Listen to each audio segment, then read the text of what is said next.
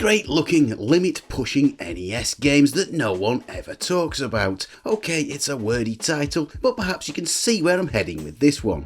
The NES is hardly underloved, its library littered with classics, most of them discussed at length here on YouTube and elsewhere. So for this one I thought I'd go a little bit off-piste into the Nintendo backcountry to uncover some titles that don't get so much attention.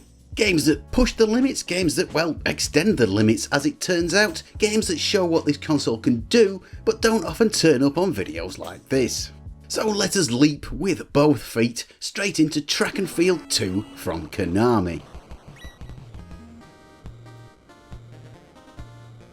Not really obscure, this was a major international release from a major developer, but well, it doesn't seem to appear on anyone's top 10 list, and it's never been re-released in any form, no virtual console or anything. A button mashing sporting minigame thing, a genre that Konami pretty much invented, one that blossomed briefly in the 80s, but even by the time this came out in 1989 was already on the wane.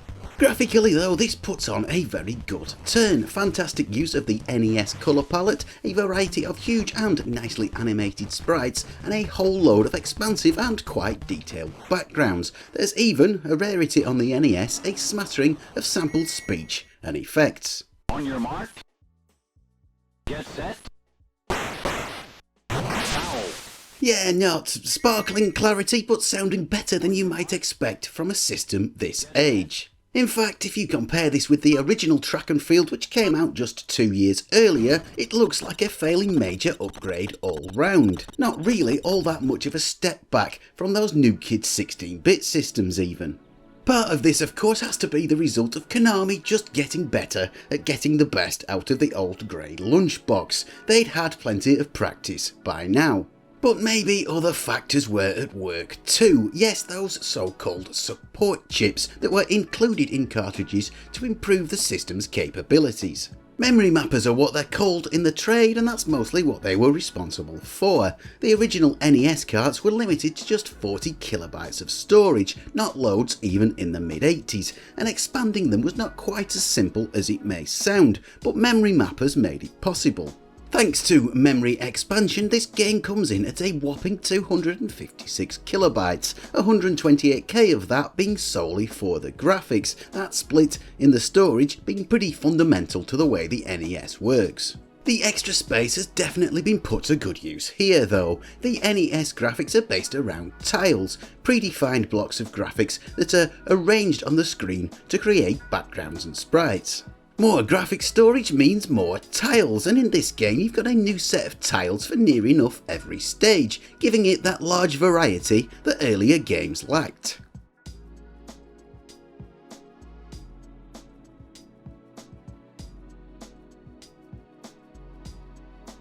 Now let's move on to another lesser known game by a big name. It's the Japanese exclusive Uchuki Bitai SDF from HAL Laboratory.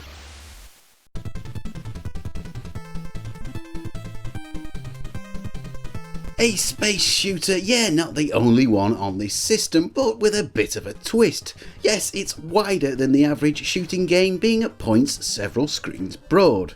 It's also a tad slower paced, but that doesn't make it easy. Floods of enemies and projectiles ramp up the hardness to the as nails mark. It's not helped by the fact that there are no gaps between stages, becoming a ceaseless treadmill of fraught fire button pounding and obstacle dodging.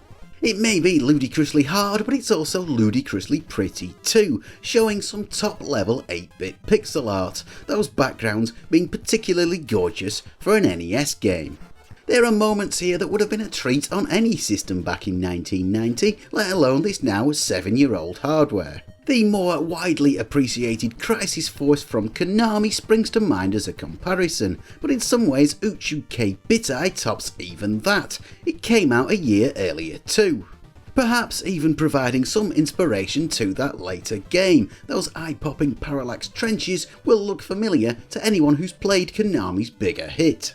Now, if Track and Field 2 is a bit, well, off the beaten track, this is half submerged in a swamp in Nintendo Land's wilderness. It's amazing how little information there is about this online, especially considering it looks so darn good. I wish I could tell you more about the technical side of this game's virtuosity, but that information is hard to come by. I can tell you it made use of what was called the MMC5 mapper, in many respects the most advanced extra hardware ever crammed into an NES cart, allowing for boosts in both graphics and sound. But the odd thing is, I'm not sure this game is making all that much use of these extra features. I am prepared to be very wrong on this one, but apart from the increased memory, there doesn't seem to be much special hardware trickery going on, no more than on many games with simpler mappers. At its best, this game looks, well, rather un-NES-like, and in a good way, within spitting distance of the kind of experience that its more powerful rivals were offering, maybe the result, more than anything, of good programming and good graphical design.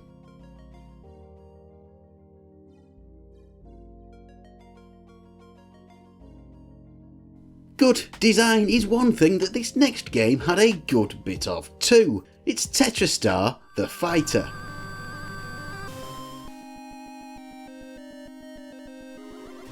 A rails shooter, another Japanese only game, and at first glance you may wonder what's so special about it. The rails shooter was never the West's favourite genre despite some popularity in Japan, and this seems to be yet another that never made the jump over here.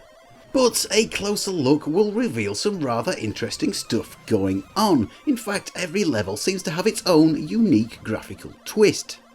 That rolling, scaling foreground is a bit of an oddity too, not something you see in many NES games. Couple that with a, well, let's say catchy, classically inspired sample-based soundtrack and some cutscenes that are atmospheric in an 8-bit sort of way, and you've got a game that's a bit of a grower if you're willing to give it a chance. Now, this game made use of the MMC3 mapper in its cartridge, probably the most common cartridge upgrade used in NES games and the technology that helped make titles like Super Mario 3 and Kirby's Adventure possible. This particular game uses a massive 512 kilobytes of storage in the cart, not the biggest NES game, but up there. It also makes use of another trick that this mapper had up its sleeve. A handy feature of the MMC3 is a scanline counter, something the NES otherwise lacked. Now, scanlines are the horizontal rows of pixels going across the screen that make up the image being sent to the TV, the NES's video output being closely wedded to the analog TVs it was designed to be plugged into. With a scanline counter, you can tell exactly what part of the image is currently being drawn by the TV, opening the door to all kinds of effects that would not otherwise be possible. This swirly, whirling boss on level 4 is a particularly notable example, that effect created by basically altering the image as it's being drawn, shifting the position of the background on every line. A few other games used this effect, though not quite to such an extent mid-game, and if you notice how the frame rate drops, you can maybe guess why. I've got to say I don't know the exact details, but I think that rather neat scrolling ground effect is also done with the aid of the scanline counter too. This time helping to create a more primitive 8-bit version of the Super NES Mode 7 scaling that everyone was so impressed by back then. The MMC3 mapper was standard issue at this stage in the NES life cycle. Tons of games used it, but not many to quite such dramatic effect.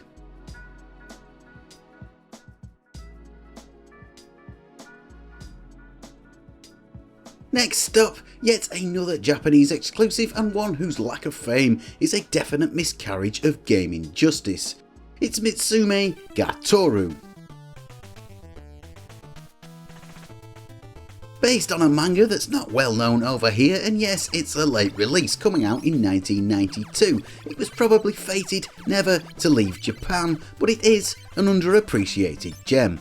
A rich, vibrant action adventure loaded with massive 8-bit visual flair and accessible, involving gameplay. If it does suffer with anything, it's a bit of a lack of originality, following the now well-trodden paths of previous NES games, Mega Man, Ninja Gaiden, DuckTales, you know what I'm talking about. But everything it does very well, a sort of greatest hits of action platformers, all the stuff that made the best of this genre shine, and all the graphical pizzazz too. Amazing use of the NES colour palette once more, some stunning looking background locales and great sprite work make this a winner in the looks department, complemented by some cleverly done animation. Like the last game, this makes use of the MMC3 mapper, but this time making especially good use of another feature of this cart's NES boosting toolkit, pattern table manipulation.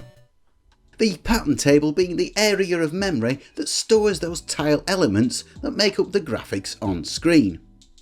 Take a look at the pattern table for Super Mario Bros. Here, an earlier game without these advanced features. This is all the graphics used in the entire game, the whole lot from start to finish, completely fixed and unchanging. Now let's take a look at the pattern table for Mitsumi ga Toru. Notice anything different? Yes, the whole thing is on the move all the time. Different graphic elements are constantly swapped in and out. You see, the MMC3 hardware allows for the tiles used to make the graphics to be changed on the fly, once again allowing for effects that would be otherwise impossible. This quite eye-catching parallax effect on level 2 being a fine example of this technique, the tiles that make up the rocky backdrop being swapped around to give the impression that they're moving at a different rate from everything else. Not the only game to do this, but few pulled it off so well.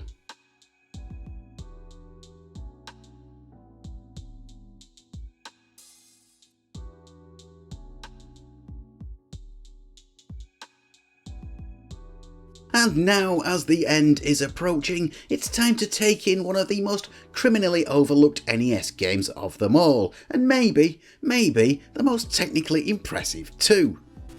Released in 1991, it's Elite.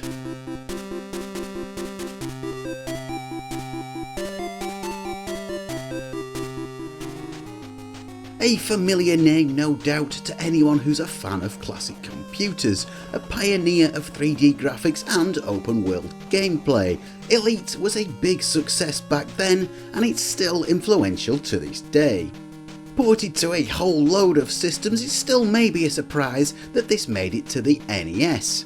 It is fairly safe to say though that this is the best 8-bit version, at least according to co-creator Ian Bell, and I'm not going to argue. Offering basically all the features and all the 3D performance of any of the home computer ports and more besides. This space combat trading sim now made a little bit more, well, friendly than the original releases, with a much improved user interface and more intuitive controls. The fabled docking computer now comes equipped right from the start too, making those nail-biting, game-ending docking sequences completely optional. Still not quite pick up and play, but a lot less in at the deep end than it was. Now you may be wondering what is so impressive about this port. Those other 8-bit systems ran it just fine, didn't they? Heck, the NES had near enough the same processor as a lot of them. Surely this would be easy. Well, no, actually, I'm afraid those tile-based graphics of the NES really don't work well with this type of game. They may be great for sprite-based stuff, but this sort of 3D requires very precisely drawn polygons to appear anywhere on the screen at any old time, something you can't really do with a small number of predefined tiles. The solution? Well, more cartridge upgrade shenanigans, this time in the form of extra RAM. Instead of the bank of ready-made graphics that most NES games had, this one creates the tiles it needs in extra RAM on the carts, allowing all those polygonal shapes to be drawn. If we take a look at the pattern table of this game, we can see it as it happens. That constantly moving section on the right is where freshly minted tile blocks are being created. Using rewritable RAM as graphics memory, the CPU runs code to create the tiles and sends them to the graphics chip, where they are assembled into the finished frame of animation. A roundabout way of achieving the kind of bitmap display that was standard on the systems that Elite was originally developed for. Whilst other NES games did use similar techniques with RAM, this is the only commercial release to attempt true polygonal 3D. The fact that it does it so well hides just how difficult this must have been to pull off. The NES pushed very hard in a direction that it was never built to go in. A bit of an outlier on this system, maybe no surprise that it's not so well known. A PAL-only release that won't work properly on NTSC hardware at all, even with the relevant converter gizmos. Still, if you want the original stark 8-bit Elite experience without slumming it too much, well, this is the way to do it.